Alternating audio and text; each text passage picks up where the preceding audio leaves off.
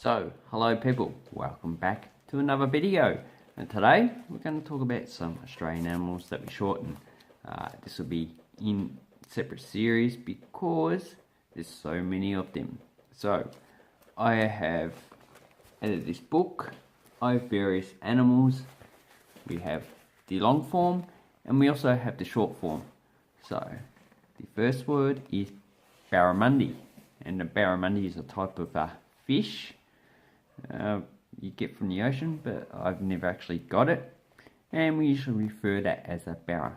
So instead of saying the whole word barramundi, it's actually quite a long word, and while we do not actually shorten every word, a lot of words we do. So you go fishing, someone asks you, what are you going to fish for? You say, I'm going to fish for barra, instead of saying, I'm going to fish for barramundi. But barramundi, it does derive from one of the indigenous Aboriginal languages. That's why it sounds funny to a lot of people. And we just shorten it to barra. So the next one is a bitey. So a biting insect, more likely a mosquito or a fly. There are various insects that actually bite. But if you go out in the bush and you're going camping and you're getting bitten, you say, oh, bitey's are biting me.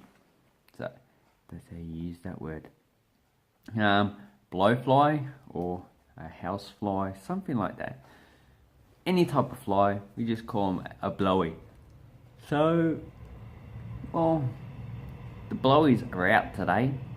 Let's just say in the blowflies, there are a lot of them today. And that is how you use the word BLOWIE. The next one is BLUEY. BLUEY is a cattle dog. You can look it up on the internet what a cattle dog is, and we just call it BLUEY based on its colour. So the next one is a boomer. A boomer is a large kangaroo, generally a male, and not too sure why they're called boomers. Maybe because they actually are like a boomerang. They come at you and they go back. Boomer, boomer.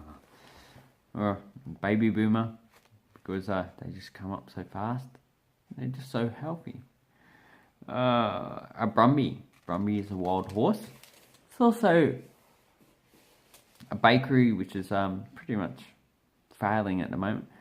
But brumby is a wild horse. You generally get them in the mountains in the wild country, in the Alps of Victoria and New South Wales, and they're very destructive to the habitat.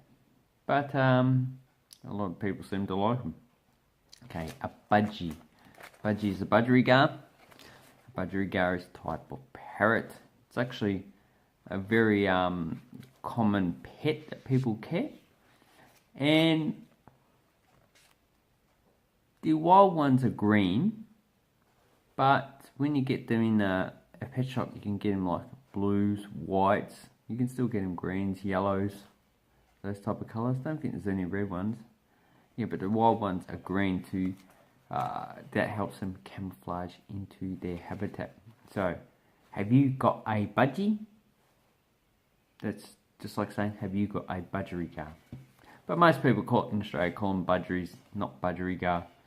Actually, some people get confused if you say budgerigar. Go, oh, what's a budgerigar? Never heard of it before. That's a budgie, you dumb bastard. Okay, a bug. Okay, you know what a bug is? It's an insect. Any type of insect. Could be a flying insect. Look at that bug. Whoa. Wow. If you have crabs, you have a bug on you.